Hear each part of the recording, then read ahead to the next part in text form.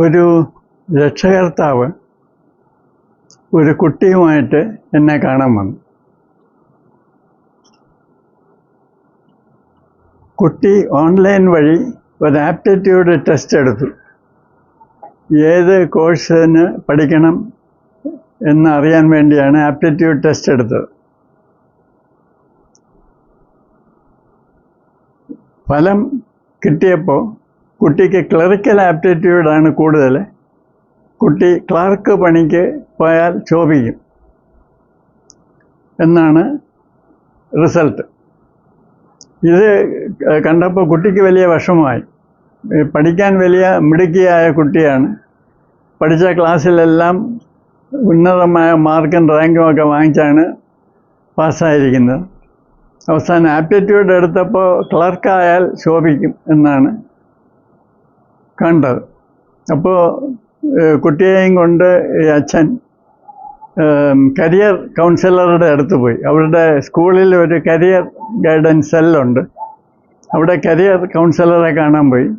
അപ്പോൾ അവർ ടെസ്റ്റ് റിസൾട്ടൊക്കെ നോക്കിയിട്ട് പറഞ്ഞു, ആപ്റ്റിറ്റ്യൂഡ് ടെസ്റ്റിന് തെറ്റില്ല, കുട്ടിക്ക് ക്ലറിക്കൽ ആപ്റ്റിറ്റ്യൂഡാണ് കൂടുതലെങ്കിൽ കുട്ടി ക്ലർക്കായാൽ ശോഭിക്കും, വേറൊന്നും ആലോചിക്കേണ്ട, കുട്ടി ക്ലർക്കാകട്ടെ എന്നാണ് കരിയർ കൗൺസിലർ പറഞ്ഞത്. അപ്പോൾ അച്ഛനും കുട്ടിക്കും തൃപ്തിയായില്ല. അങ്ങനെ റെക്കമെൻഡേഷനൊക്കെ ആയിട്ട് എന്നെ കാണാൻ വന്നു. അപ്പം ഞാൻ ചോദിച്ചു, എന്തിനാണ് ഈ കുട്ടി ആപ്റ്റിറ്റ്യൂഡ് ടെസ്റ്റ് എഴുതാൻ പോയത്? അപ്പോൾ അച്ഛൻ പറയുകയാണ്, ഞാൻ നിർബന്ധിച്ചിട്ടാണ് അവൾ പോയി എഴുതിയത്. കാരണം എല്ലാ മനുഷ്യർക്കും ഏതെങ്കിലും ഒരു പ്രത്യേക കഴിവ് ഒളിഞ്ഞിരിപ്പുണ്ടാവും. അത് കണ്ടെത്തി ആ ഒരു കാര്യത്തിൽ സ്പെഷ്യലൈസ് ചെയ്താൽ ജീവിത വിജയം ഉണ്ടാകും എന്നൊക്കെ ഞാൻ കേട്ടിട്ടുണ്ട്. അപ്പോൾ ഈ കുട്ടിയുടെ ഹിഡൻ ടാലൻ്റ് എന്താണ് എന്ന് മനസ്സിലാക്കി ആ വഴിക്ക് കുട്ടിയെ തിരിച്ചു വിടാൻ വേണ്ടിയാണ് ഞാൻ കുട്ടിയോട് ഈ ഓൺലൈൻ ടെസ്റ്റ് എഴുതാൻ പറഞ്ഞത്.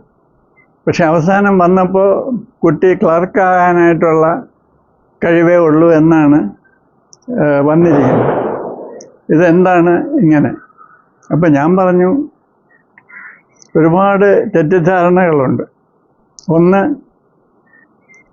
എല്ലാ മനുഷ്യർക്കും ഒരു പ്രത്യേക ഹിഡൻ ടാലൻ്റ് ഉണ്ടെന്നുള്ളത് ഒരു തെറ്റിദ്ധാരണയാണ്. വാസ്തവത്തിൽ ഉള്ളത് ഒരു ജനറൽ ഫാക്ടറാണ്. ജനറൽ ഫാക്ടർ എന്ന് പറഞ്ഞാൽ ഒരു കഴിവ് കൂടുതലുള്ള ഒരാൾക്ക് മറ്റ് കഴിവുകളും കൂടുതലായിരിക്കാനാണ് സാധ്യത കൂടുതൽ. ഒരാൾക്ക് ഒരു കഴിവ് കുറവാണെങ്കിൽ മിക്കവാറും ബാക്കിയുള്ള കഴിവുകളും കുറവായിരിക്കാനാണ് സാധ്യത. ഇപ്പോൾ ദൈവം എല്ലാവരെയും ഓരോ സ്പെഷ്യൽ ടാലൻ്റ് കൊടുത്താണ് ഇങ്ങോട്ട് വിട്ടിരിക്കുന്നതെന്നുള്ളത് ഒരു തെറ്റിദ്ധാരണയാണ്.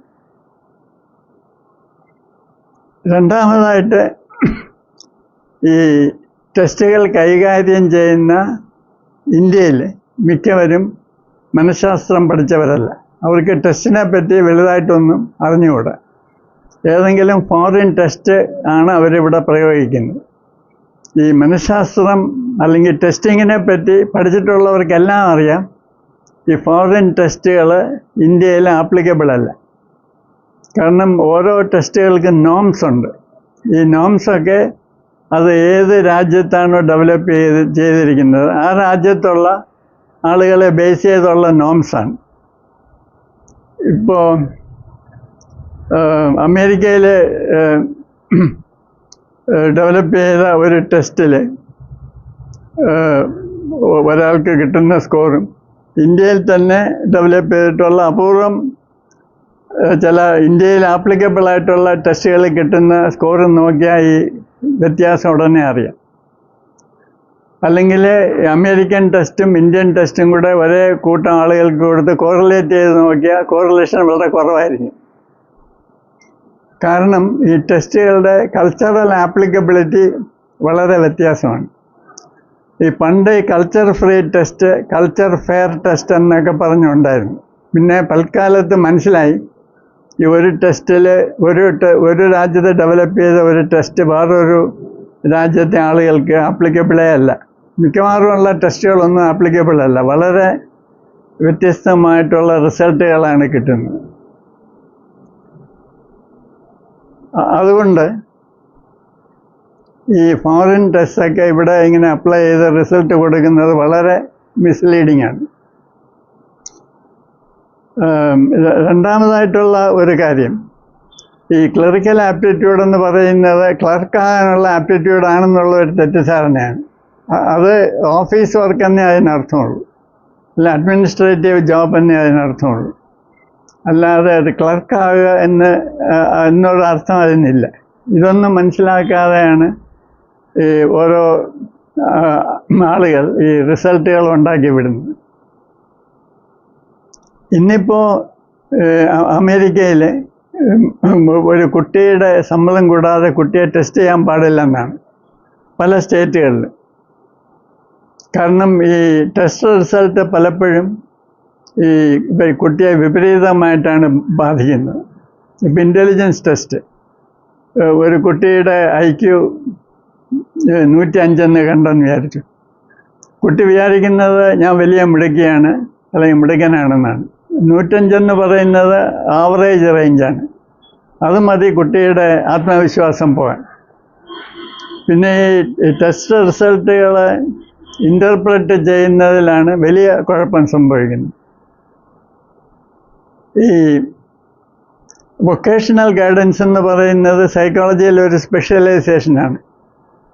അത് പഠിച്ചവർ ഒരിക്കലും ഒരാൾക്ക് വേണ്ടി തീരുമാനം എടുക്കത്തില്ല. ഒരാളുടെ ടെസ്റ്റ് സ്കോറുകൾ മനസ്സിലാക്കി കൊടുക്കുന്നതിനോടൊപ്പം പറയുന്നത് ഈ ടെസ്റ്റ് സ്കോറ് കൂടുതലുള്ള ഒരു തുറയിൽ തന്നെ സ്പെഷ്യലൈസ് ചെയ്യണമെന്നൊരു നിർബന്ധമില്ല. നിങ്ങൾക്ക് ഇപ്പം മ്യൂസിക്കൽ ആപ്റ്റിറ്റ്യൂഡ് കുറവാണെന്ന് വിചാരിക്കുക, പക്ഷേ നിങ്ങൾക്ക് മ്യൂസിക് പഠിക്കാൻ പോകാം, യാതൊരു വിരോധവുമില്ല. കാരണം നിങ്ങളുടെ മ്യൂസിക്കൽ ആപ്റ്റിറ്റ്യൂഡ് കുറവാണെന്നുള്ളത് നിങ്ങളുടെ വ്യക്തിത്വത്തിൻ്റെ ഒരു ന്യൂനതയാണ്. അത് പരിഹരിച്ചാൽ ചിലപ്പോൾ നിങ്ങളുടെ മൊത്തം വ്യക്തിത്വം കൂടുതൽ ഇമ്പ്രൂവ് ചെയ്തെന്ന് വരും. ആ ഒരു ന്യൂനത പരിഹരിക്കാൻ വേണ്ടി നിങ്ങൾക്ക് അതിൽ വേണമെങ്കിൽ സ്പെഷ്യലൈസ് ചെയ്യാം. പിന്നെ വളരെ കൂടുതൽ ആപ്റ്റിറ്റ്യൂഡുള്ള ഒരു മേഖലയിൽ തന്നെ നിങ്ങൾ ജോലി ചെയ്യണമെന്ന് നിർബന്ധമൊന്നുമില്ല. ഇപ്പോൾ ഈ വളരെയധികം മ്യൂസിക്കൽ ടാലൻ്റ് ഉള്ള പലരും മ്യൂസീഷ്യനാകാൻ പോകാൻ ഇഷ്ടമില്ല. കാരണം അതിലൊരു ചലഞ്ചുമില്ല. അവർക്ക് സംഗീതം ഇങ്ങനെ ഒഴുകി വരികയാണ്, അതിൽ ഒരു ചലഞ്ചുമില്ല. അവർക്ക് മെക്കാനിക്കൽ ആപ്റ്റിറ്റ്യൂഡ് കുറവായിരിക്കും, അതിലാണ് അവരൊരു ചലഞ്ച് കാണുന്നത്. അങ്ങനെയാണ് എനിക്ക് മെക്കാനിക്കലായിട്ടുള്ള കാര്യങ്ങൾ ചെയ്യാനായിട്ട് എബിലിറ്റി കുറവാണ്, എങ്കിൽ ഇതൊന്ന് കൂട്ടിയിട്ടേ ഉള്ളൂ എന്നും പറഞ്ഞ് അവർ ആ കുറവ് പരിഹരിക്കാനായിട്ട് വേണമെങ്കിൽ ആ ഫീൽഡ് സ്പെഷ്യലൈസ് ചെയ്യും. ഒരാൾ ഒരു തുറയിലെ വർക്ക് ചെയ്യാൻ പാടുള്ളെന്ന് ആധുനിക ലോകത്ത് ഒരു റൂളുമില്ല. പകൽ ഒരു സ്ഥലത്ത് വർക്ക് ചെയ്യാം, രാത്രി വളരെ വ്യത്യസ്തമായ വേറൊരു കാര്യത്തിൽ ജോലി ചെയ്തെന്ന് വരാം. അല്ലെങ്കിൽ ഇപ്പോൾ ജോലിയായിരിക്കുന്നത് കുറേ നാൾ കഴിയുമ്പോൾ ഹോബിയാക്കാം, ഇപ്പോൾ ഹോബിയായിരിക്കുന്നത് കുറേ നാൾ കഴിഞ്ഞ് പ്രൊഫഷനാക്കാം. നമുക്കൊരു ജീവിതമേ ഉള്ളൂ. അപ്പോൾ നമുക്ക് താല്പര്യം തോന്നുന്ന കാര്യങ്ങൾ ചെയ്യുക എന്നുള്ളതാണ് ഏറ്റവും പ്രധാനം. നമുക്ക് മടുപ്പ് തോന്നിക്കഴിഞ്ഞാൽ അവിടെ പിന്നെ തൂങ്ങി നിൽക്കാതിരിക്കുക, പുതിയ ഒരു കാര്യം പഠിക്കുക. അങ്ങനെയൊക്കെയാണ് ആധുനിക ലോകത്തിലെ ആളുകൾ ജീവിക്കുന്നത്. അപ്പോൾ ഇതൊന്നും മനസ്സിലാക്കാതെ ഒരു കുട്ടിക്ക് ഒരു സ്കോർ കിട്ടി, നീ ഈ പ്രൊഫഷൻ എടുക്കണം, ഇല്ലെങ്കിൽ നിൻ്റെ ജീവിതം പാഴ് എന്നൊക്കെ കുട്ടിയെ പറഞ്ഞ് മനസ്സിലാക്കുന്നത് വലിയൊരു പാതകം തന്നെയാണ്. ചുരുക്കത്തിൽ ഞാൻ പറഞ്ഞു വരുന്നത്, ഈ തൊഴിൽ തിരഞ്ഞെടുക്കുക എന്ന് പറയുന്നത് സൈക്കോളജിയിൽ ഒരു വളരെ പ്രധാനമായിട്ടുള്ള ഒരു മേഖലയാണ്. അത് പ്രത്യേക പരിശീലനം സിദ്ധിച്ചവരാണ് അത് ചെയ്യേണ്ടത്. ഈ ലോകത്ത് മിക്ക രാജ്യങ്ങളിലും പിന്നെ കരിയർ കൗൺസിലിംഗ് എന്നൊരു പ്രൊഫഷനുണ്ട്. അത് മനഃശാസ്ത്രജ്ഞന്മാരല്ല, കരിയർ കൗൺസിലേഴ്സ്. ഈ കരിയർ കൗൺസിലിങ്ങിന് വളരെയധികം ഡിമാൻഡ് ഉള്ളതുകൊണ്ട് പല ഗവൺമെൻറ്റുകളും ഇതിനു വേണ്ടി ഈ ഓൺലൈൻ കോഴ്സുകൾ വരെ നടത്തുന്നുണ്ട്. ഇപ്പോൾ ഇന്ത്യയിൽ തന്നെ നാഷണൽ കരിയർ സർവീസ് എന്ന് പറഞ്ഞിട്ട് ഒരു സ്ഥാപനമുണ്ട്. അത് നിങ്ങൾക്ക് വേണമെങ്കിലും ഓൺലൈനായിട്ട് ആ പരീക്ഷ എഴുതിയാൽ നിങ്ങൾക്കൊരു രജിസ്ട്രേഷൻ കിട്ടും. ഈ രജിസ്ട്രേഷൻ കൊണ്ട് നിങ്ങൾക്ക് കരിയർ കൗൺസിലറായിട്ട് വർക്ക് ചെയ്യാം. ഈ കരിയർ കൗൺസിലിംഗ് ആയിട്ട് രജിസ്ട്രേഷൻ കിട്ടിയാൽ ഞാനൊരു സൈക്കോളജിസ്റ്റായെന്ന് പലരും തെറ്റിദ്ധരിക്കാറുണ്ട്. ഈ രജിസ്ട്രേഷൻ രണ്ട് തരത്തിലുണ്ട്. ഒന്ന് സർട്ടിഫിക്കറ്റിംഗ്, വേറൊന്ന് ലൈസൻസിങ്. ഇത് രണ്ടും തമ്മിലുള്ള വ്യത്യാസം പലർക്കും അറിഞ്ഞുകൂടാ. സർട്ടിഫിക്കറ്റിംഗ് എന്ന് പറഞ്ഞാൽ ഈ ISI മാർക്ക് പോലെയാണ്. അത് നിങ്ങൾക്കൊരു അംഗീകാരം, നിങ്ങൾക്കൊരു വിദ്യാഭ്യാസ യോഗ്യതയുണ്ട്, കുറേ കാര്യങ്ങൾ അറിയാം, എങ്കിൽ നിങ്ങൾക്ക് ഒരു സർട്ടിഫിക്കറ്റ് കിട്ടും എന്ന് വിചാരിച്ച് നിങ്ങൾക്ക് മാത്രമേ അത് ചെയ്യാവൂ എന്ന് റെസ്ട്രിക്ഷൻ ഇല്ല. നിങ്ങൾക്കൊരു റെക്കഗ്നിഷൻ കിട്ടിയെന്നേ ഉള്ളൂ. അതിന് ആ രജിസ്ട്രേഷന് സർട്ടിഫിക്കറ്റിംഗ് എന്നാണ് പറയുന്നത്. ലൈസൻസിങ് എന്ന് പറഞ്ഞാൽ നേരെ മറിച്ച് അതുള്ളവർക്ക് മാത്രമേ ആ പ്രവൃത്തി ചെയ്യാവുള്ളൂ, അല്ലെങ്കിൽ അത് നിയമവിരുദ്ധമാണ്. ഉദാഹരണമായിട്ട് ഒരു മെഡിക്കൽ ഡോക്ടറായിട്ട് പ്രാക്ടീസ് ചെയ്യണമെങ്കിൽ നിങ്ങൾക്ക് ലൈസൻസ് വേണം. ആ ലൈസൻസ് ഉണ്ടെങ്കിലേ നിങ്ങൾക്ക് പ്രാക്ടീസ് ചെയ്യാവുള്ളൂ. അപ്പോൾ നിങ്ങൾക്ക് MBBS പാസ്സായിട്ടുണ്ട് അല്ലെങ്കിൽ MD ഉണ്ട് എന്നൊന്നും പറഞ്ഞുകൊണ്ട് നിങ്ങൾക്ക് പ്രാക്ടീസ് ചെയ്യാൻ വയ്യ. ആ പ്രാക്ടീസിങ് ലൈസൻസ് കിട്ടിയെങ്കിൽ മാത്രമേ, ആ ലൈസൻസിങ് അതോറിറ്റിയിൽ നിന്ന് ആ ലൈസൻസ് കിട്ടിയാൽ മാത്രമേ നിങ്ങൾക്ക് പ്രാക്ടീസ് ചെയ്യാൻ പാടുള്ളൂ. ആ ലൈസൻസിങ് അതോറിറ്റി ആ ലൈസൻസ് പിൻവലിച്ചാൽ പിന്നെ നിങ്ങൾക്ക് പ്രാക്ടീസ് ചെയ്യാനും വയ്യ, ഡിഗ്രിയും വെച്ചുകൊണ്ടിരിക്കാവുന്നേ ഉള്ളൂ. അപ്പം ലോകത്ത് പല രാജ്യങ്ങളിലും സൈക്കോളജിസ്റ്റുകൾക്ക് ലൈസൻസ് ഉണ്ട്. അപ്പോൾ സൈക്കോളജിസ്റ്റ് എന്ന് പറഞ്ഞ് പ്രാക്ടീസ് ചെയ്യണമെങ്കിൽ ആ ലൈസൻസ് വേണം. ഇല്ലെങ്കിൽ നിങ്ങളെ പോലീസിൽ നിന്ന് അറസ്റ്റ് ചെയ്ത് നിങ്ങളുടെ പേരിൽ കേസ് ചാർജ് ചെയ്യാം.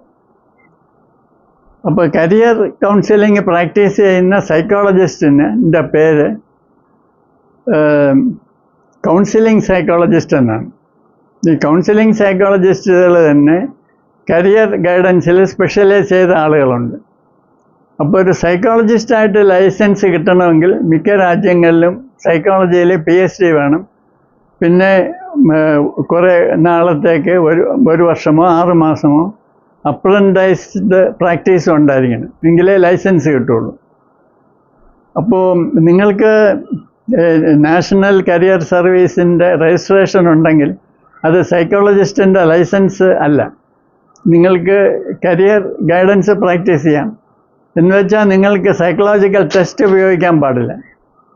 ഓൺലൈനായിട്ട് നിങ്ങൾക്ക് ടെസ്റ്റിംഗ് നടത്താനുള്ള റൈറ്റ് ഇല്ല. നിങ്ങൾക്ക് ഈ ജോബ് മാർക്കറ്റ് സ്റ്റഡി ചെയ്യാം, എന്തൊക്കെ തൊഴിലുകളാണ് ഉള്ളത്, പിന്നെ ആ തൊഴിലുകളുടെ ഫ്യൂച്ചറിസ്റ്റിക് ഓപ്പർച്യൂണിറ്റീസ് അതിനെപ്പറ്റി നിങ്ങൾക്ക് വ്യക്തമായ ഗ്രാഹ്യം ഉണ്ടായിരിക്കണം. അതായത് കുട്ടി പാസ്സായി വരുമ്പോൾ 3 വർഷമോ 5 വർഷമോ കഴിയുമ്പോൾ എത്ര ഓപ്പണിങ്സ് നമ്മുടെ നാട്ടിലുണ്ടാകും, അല്ലെങ്കിൽ വെളിയിലുള്ള രാജ്യങ്ങളിൽ എത്രമാത്രം ഓപ്പണിങ്സ് ഉണ്ടാകും എന്നൊക്കെ ഉള്ളതിൻ്റെ സ്റ്റാറ്റിസ്റ്റിക്സ് ഈ കരിയർ ഗൈഡൻസ് നടത്തുന്ന ആൾ പഠിച്ചു വച്ചിരിക്കണം. ഒരു കുട്ടി വന്നാൽ എന്തൊക്കെയാണ് അവൈലബിൾ ആയിട്ടുള്ളത്, 5 വർഷം കഴിയുമ്പോൾ എന്തായിരിക്കും ജോബ് മാർക്കറ്റ്, അന്ന് ഏതൊക്കെ ജോലികൾക്കായിരിക്കും കൂടുതൽ ഓപ്പണിങ്സ് ഉള്ളത്, ഇങ്ങനെയുള്ള കാര്യങ്ങൾ കുട്ടിയെ പറഞ്ഞ് മനസ്സിലാക്കാം. അതാണ് ഈ കരിയർ ഗൈഡൻസ് കൊടുക്കുന്ന ആളിൻ്റെ ജോലി. ഈ സൈക്കോളജിക്കൽ ടെസ്റ്റുകൾ സൈക്കോളജി ലൈസൻസ് ഉള്ളവർക്ക് മാത്രമേ ഉപയോഗിക്കാൻ പാടുള്ളൂ. ഈ വികസിത രാജ്യങ്ങളിൽ ലൈസൻസ് ഉള്ള സൈക്കോളജിസ്റ്റിന് മാത്രമേ ഈ ടെസ്റ്റിംഗ് ഏജൻസികൾ ടെസ്റ്റുകൾ വിൽക്കുകയുള്ളൂ. അപ്പോൾ എനിക്ക് ഇന്ന സൈക്കോളജിക്കൽ ടെസ്റ്റ് വേണമെന്ന് പറഞ്ഞാൽ ആദ്യം ചോദിക്കും നിങ്ങളുടെ ലൈസൻസ് നമ്പർ എത്രയാണെന്ന്. അപ്പോൾ സൈക്കോളജിക്കൽ ടെസ്റ്റ് ഉപയോഗിക്കുക, അത് ഇൻ്റർപ്രറ്റ് ചെയ്യുക എന്നുള്ളത് ഒരു ഹൈലി ടെക്നിക്കൽ പ്രൊഫഷണൽ സർവീസായിട്ടാണ് വെച്ചിട്ടുള്ളത്. അപ്പോൾ ടെസ്റ്റുകൾ ഉപയോഗിച്ചുള്ള കരിയർ ഗൈഡൻസും സൈക്കോളജിസ്റ്റുകൾക്ക് മാത്രമേ ചെയ്യാൻ പാടുള്ളൂ. ഇന്ത്യയിൽ ഒരു വലിയ കുഴപ്പമുള്ളത് ഈ ലൈസൻസിങ്ങും സർട്ടിഫിക്കറ്റിങ്ങും തമ്മിലുള്ള വ്യത്യാസം പോലും പലർക്കും അറിയാൻ വയ്യ. പിന്നെ സൈക്കോളജിസ്റ്റുകൾക്ക് ഒരു കോംപ്രഹെൻസീവായിട്ടുള്ള ഒരു ലൈസൻസിങ് സിസ്റ്റം ഇതുവരെ വന്നിട്ടില്ല. ഇപ്പോൾ rehabilitation council of India RCI മുമ്പ് 3 ടൈപ്പ് സൈക്കോളജിസ്റ്റുകൾക്ക് രജിസ്ട്രേഷൻ കൊടുക്കുമായിരുന്നു. ഇപ്പോൾ 2 ടൈപ്പായിട്ട് ചുരുക്കിയിട്ടുണ്ട്. Clinical സൈക്കോളജിയും rehabilitation സൈക്കോളജിയും. അപ്പോൾ കൗൺസിലേഴ്സിനെ എല്ലാം റീഹാബിലിറ്റേഷൻ സൈക്കോളജിയിലാണ് കൂട്ടിയിരിക്കുന്നത്. പക്ഷേ ഇത് ലൈസൻസിങ് ആണോ സർട്ടിഫിക്കറ്റിംഗ് ആണോ എന്ന് അവർക്ക് തന്നെയും തീർച്ചയില്ലാത്ത പോലെയാണ്. അവർ ചിലപ്പോൾ പറയും ഞങ്ങളുടെ ഈ രജിസ്ട്രേഷൻ റീഹാബിലിറ്റേഷൻ ഏരിയയിൽ മാത്രമേ ആപ്ലിക്കബിൾ ആയിട്ടുള്ളൂ എന്ന് പറഞ്ഞാൽ ഈ സൈക്കോളജിസ്റ്റുകൾക്ക് അല്ലെങ്കിൽ സൈക്കോളജിസ്റ്റ് എന്ന് പറഞ്ഞ് റീഹാബിലിറ്റേഷൻ അല്ലാത്ത ഏരിയയിൽ ആർക്ക് വേണമോ പ്രാക്ടീസ് ചെയ്യാമോ എന്നൊക്കെ ആളുകൾ ചോദിക്കുന്നു. പക്ഷേ ഇതിനൊന്നും ഉത്തരമില്ല. അപ്പോൾ ഒരു കോംപ്രിഹെൻസീവ് ലൈസൻസിങ് സിസ്റ്റത്തിൻ്റെ അഭാവം ഉള്ളതുകൊണ്ടാണ് ഇങ്ങനെയുള്ള തെറ്റിദ്ധാരണകൾ ഉണ്ടാകുന്നത്. ഇപ്പോൾ ഒരു അച്ഛന് കുട്ടിയെ ഒരു സൈക്കോളജിസ്റ്റിൻ്റെ അടുത്ത് കൊണ്ടുപോകണം. അപ്പോൾ സൈക്കോളജിസ്റ്റ് എവിടെയുണ്ടെന്ന് ചോദിച്ചാൽ സ്കൂൾ അതോറിറ്റീസിന് പോലും അറിഞ്ഞുകൂടാ അവിടെ ഉള്ളത് കരിയർ ഗൈഡൻസുകാരനാണോ അതോ സൈക്കോളജിസ്റ്റാണോ, അയാൾ എന്താണ് ചെയ്യുന്നത്, അയാൾക്ക് ടെസ്റ്റ് ഉപയോഗിക്കാമോ, അത് ഇൻ്റർപ്രറ്റ് ചെയ്യാൻ അയാൾക്ക് അധികാരമുണ്ടോ, ഇങ്ങനെയുള്ള കാര്യങ്ങൾ സ്കൂൾ അതോറിറ്റീസിന് പോലും അറിയാൻ വയ്യാത്ത ഒരു സിറ്റുവേഷനാണ് നമ്മുടെ നാട്ടിലുള്ളത്. അപ്പോൾ ഒരു കോംപ്രിഹെൻസീവ് ലൈസൻസിങ് സിസ്റ്റം ഇന്ത്യയിൽ വരാൻ വേണ്ടി സൈക്കോളജിസ്റ്റുകൾ ശ്രമിച്ചുകൊണ്ടിരിക്കുകയാണ്. അത് കഴിയുന്ന വരുമെന്ന് നമുക്ക് പ്രതീക്ഷിക്കാം.